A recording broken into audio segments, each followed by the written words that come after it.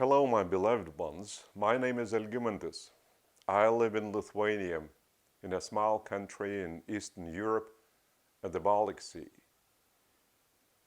As I present spiritual teachings closely connected with our everyday life on this planet, today I would like just to touch upon such a subject. Why is it necessary to have faith in God? And what is God, or who is God?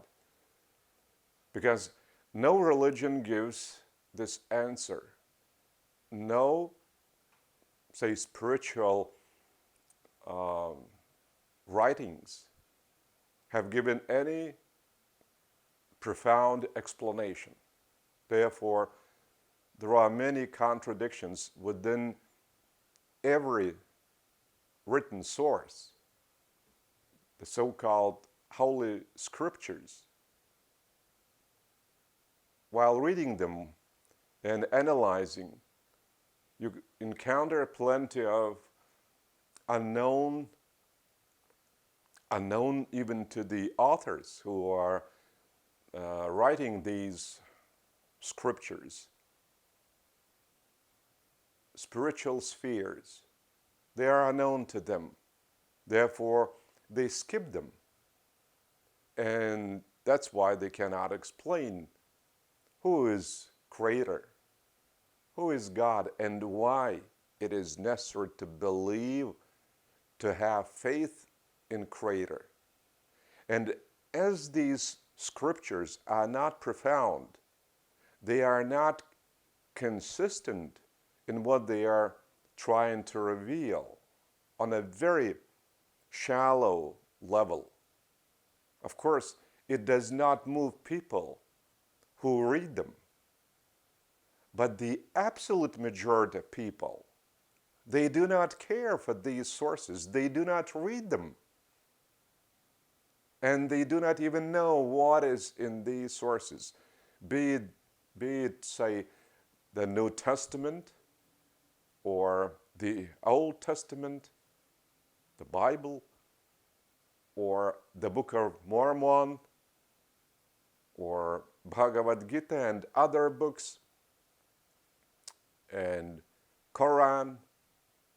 So all these sources are simply lie on the shelves of bookstores or libraries, nearly untouched. And I would highly recommend you reading the only so far consistent, the most profound revelation book, which is more than 2,000 pages.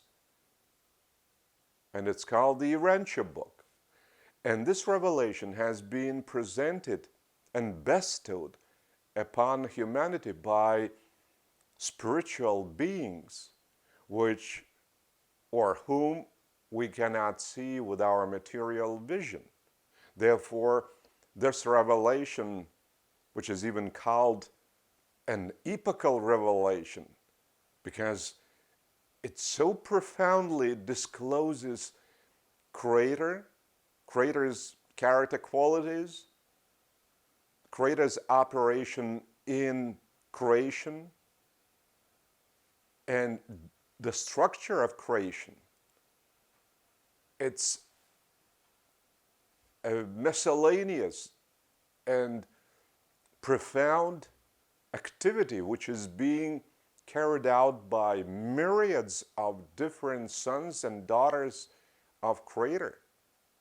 And then you can just laugh when you read in the New Testament that Creator has sacrificed His only Son, Jesus, on the cross. The only Son. How could that be all creation having just one child, one son? and such a vast space. Even this dome that we notice while looking at the sky is only one out of 7 such sky domes or domes in the sky. And these segments are called superuniverses. And now, just the very center, geographic center of all this creation is the abode, dwelling abode, or the concentration, the focus of the vibrations of Creator's energy. And Creator is made up of 4 personalities, of 4 sources and centers. The first source and center, the second source and center, the third source and center, and the aggregate source and center. But for human mind, which is the furthest away from the geographic center, which is the geographic center of creation, which is paradise, the dwelling abode of Creator, and from Creator himself. So our mind is the least developed in comparison with all other different orders of spiritual personalities in creation, myriads of different orders. And each order of spiritual personality has myriads of its members, sons and daughters of Creator. Therefore, Jesus was not the only son, and it's simply insanity to claim that he was the only Son of God. So when you hear such nonsenses, when you read such nonsenses in the New Testament, they have been presented by 2,000-year backward mind, because these sources have been written, all the Gospels and letters by apostles have been written 2,000 years ago. So of course their mind was undeveloped. They didn't have a common understanding what is Creator.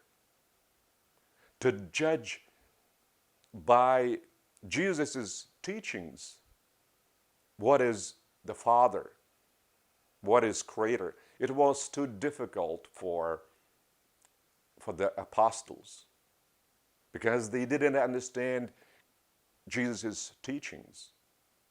And it was the practical life that they had with Jesus for nearly 4 years that enabled them to more or less understand Jesus' approach to the Father, because they were judging him by his actions, not by his words, not by his teachings, because the teachings by Jesus demanded that Jews would also love as their brethren pagans. But the Jew tradition and the style of living did not allow pagans raised to an equal position with any Jew. Pagans were compared with animals, and even for killing a pagan and to redeem this sin, it was enough to bring the least offering, the least sacrifice, and lay it on the synagogue altar. That is a pigeon. And that was possible to afford even for the most poor Jew. And the same sacrifice was needed for killing an animal. If there is such a killing. So imagine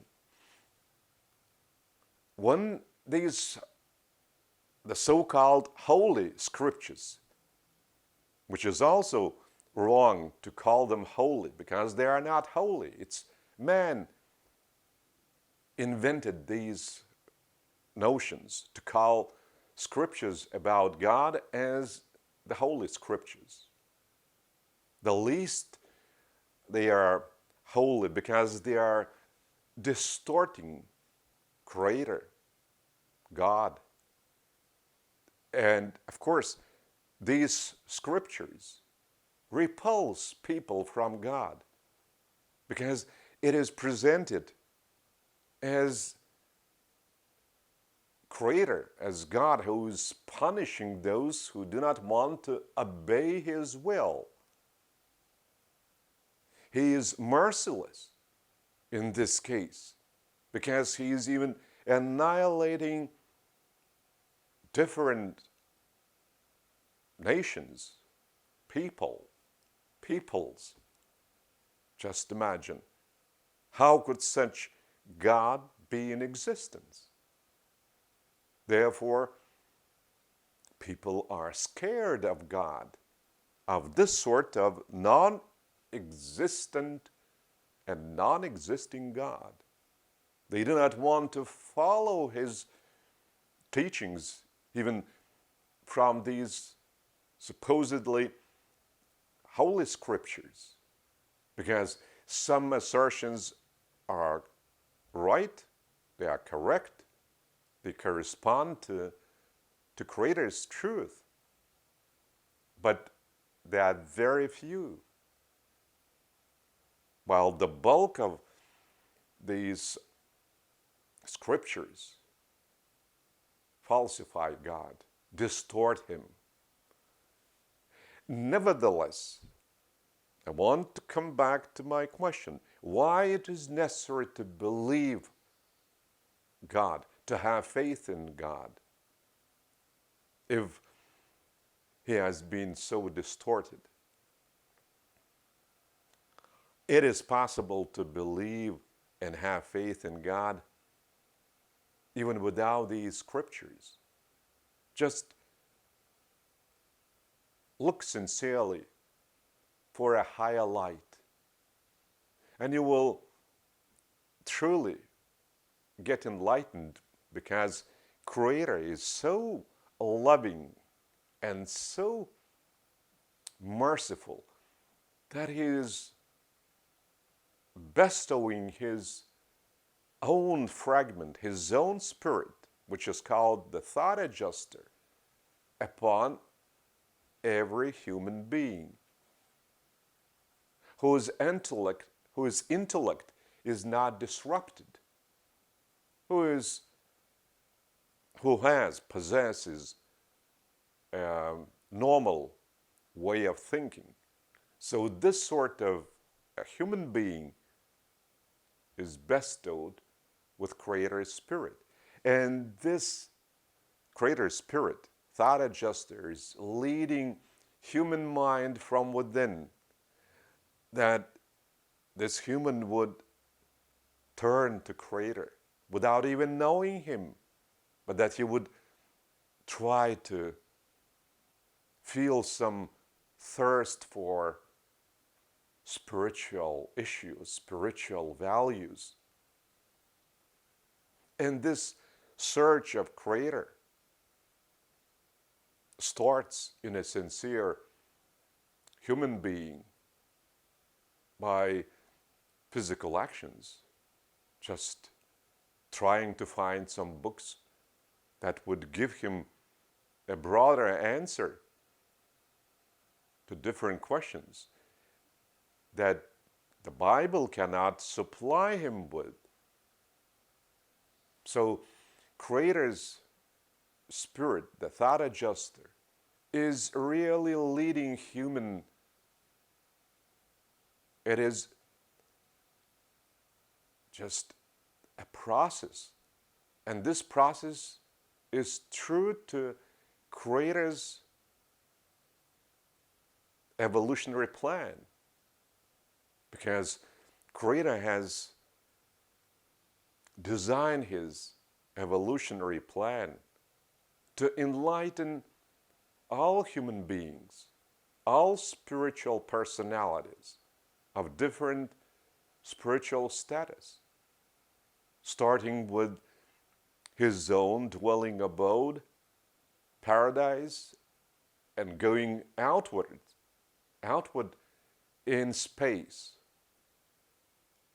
and even coming to the very outskirts, to the very edge of the current creation, like our planet. So Creator has designed this evolutionary plan that we would be embraced in his love vibrations, that we would not be afraid of Creator, of God, that we would open up to God with our own heart. And in this case, we would begin to experience his love within, and we would stop feeling fear for Creator. We would be full of his love, and we would desire to return this love tinged with our personal experiences. And we would also begin to feel a deep desire to do goodness to others, because Creator Spirit is leading us, each of us, from within, to live in brotherhood, to embrace everyone with love, and to devote one's life to Creator. And once Creator is doing everything for the benefit of the whole of his creation, so we, being designed in his own image, begin to feel the same desire to spread goodness, love, to spread all eternal values we receive from Creator for the benefit of all. And this life turns into a meaningful life. And this life turns into meaningful because we begin to feel Creator's leading from within, and we desire to lean upon this leading. And this desire is satisfied once we do practical, physical actions that are directed to a brighter light that would be left to other generations, that would succeed us. Because this world is only a starting point to eternity, and Creator's fragment is leading us from within to eternity, so that we would reach our true home, native home, paradise, and that we would return to our parents, because all these four sources are being named for humans by our family personality names, such as the father, the mother, because they are the most dear personalities within a loving family. Therefore, humans understand these relationships between loving members of their families because they have such experience living in love within their families.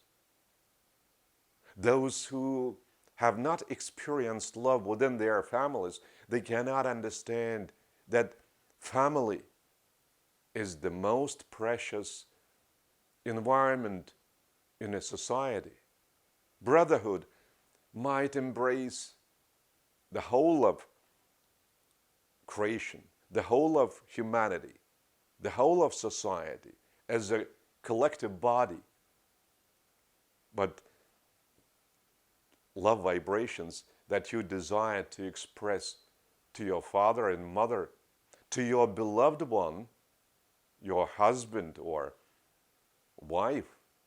So it's a much more different thing than simply a brotherhood. Even though these members are also our brothers and sisters in spirit, they are our brethren because they have the same parents, the same father and mother. So once we begin to have faith in such God, in such Creator, we begin to experience our spiritual transformation within.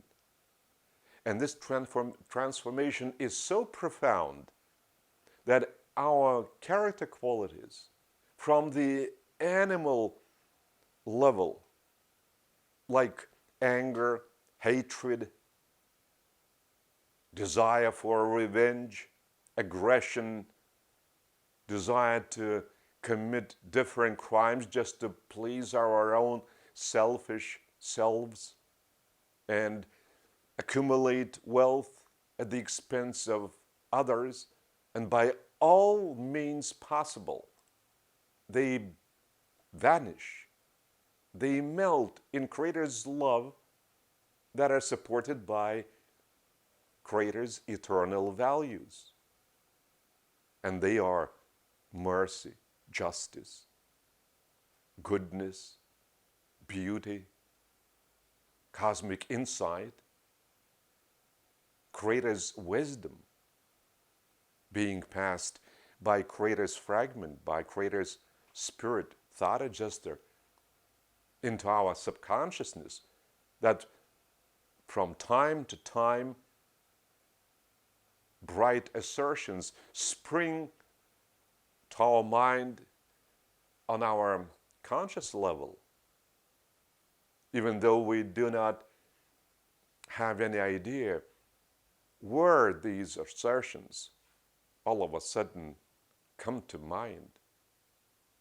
And they are passed by the thought adjuster to our enormous reservoir, which is called our subconsciousness.